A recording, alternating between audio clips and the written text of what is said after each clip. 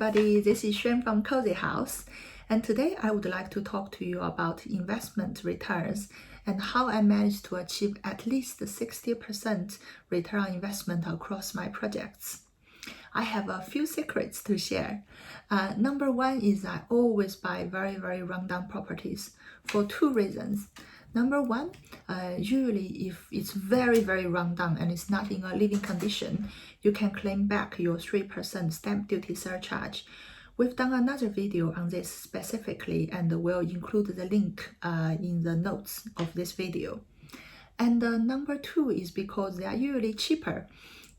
For my type of conversion, I think it really depends on people, but I will usually strip everything back to brick and convert them into 6, 7, 8, 9, 10 units, all bedrooms with ensuite.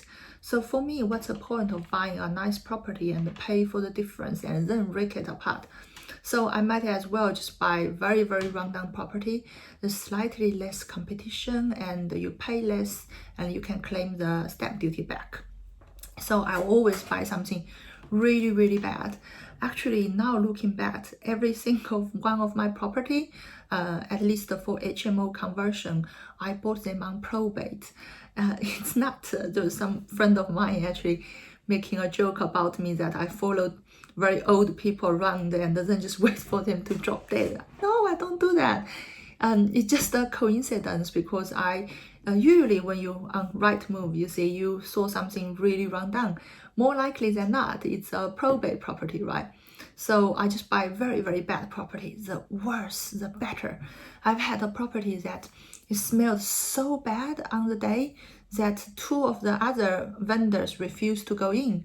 And I didn't care. I just put a handkerchief over my mouth and I went in and I had a look. And, and I bought the property afterwards and there's no competition because the other two people didn't even go in. So I love those properties and I don't mind getting my hand dirty.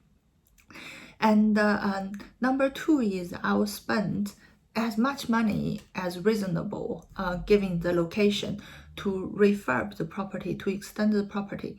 Given that I mostly operate in London, so the rule of thumb is the more you spend, the more you get back. So I will usually go up into the loft. I will go to do a rear extension, sometimes double-story rear extension or double-story side extension.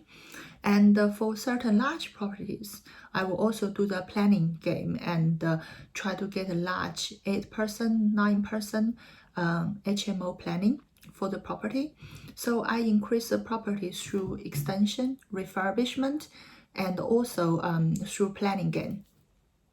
And then I will move this property to a long-term HMO product with maybe Kent Reliance, Foundation, Shawbrook, there are a lot of lenders in the market, and remortgage as much money as possible, especially if it's a large HMO, I might go for commercial valuation. Again, I have briefly discussed about commercial valuation in another video.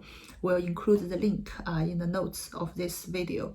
So I'll use commercial valuation as well to withdraw as much cash out of the deal as possible. So recently, just a quick example, I've done a deal. I paid 400,000 for the property. And I spent about 130 doing up and I did the planning game as well. And in the end, the property was valued to 800. So I was managed to we take out more cash than I initially put in.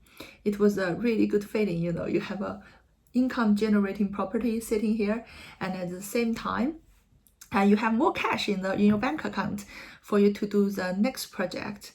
So basically, that's how I was managed to achieve such high return on investment.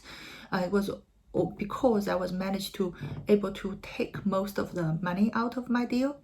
And actually, that is my most important investment criteria as well. I don't usually look at any deals. I wouldn't buy them if when I do my initial analysis, I at least achieve 60% return on investment. Everybody is different, but for me, I genuinely love property and I want to be doing it. doing it and growing my business every day. So I really need the money to work harder and take out as much money from the every deal as possible, so I can do my next deal, I can grow my business.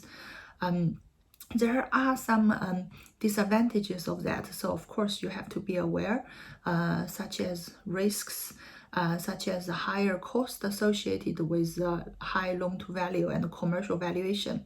So I think it's not one size fits all, but for me at my certain stage, it's definitely a very, very powerful strategy for me to use. Thank you very much. See you next time. Bye for now.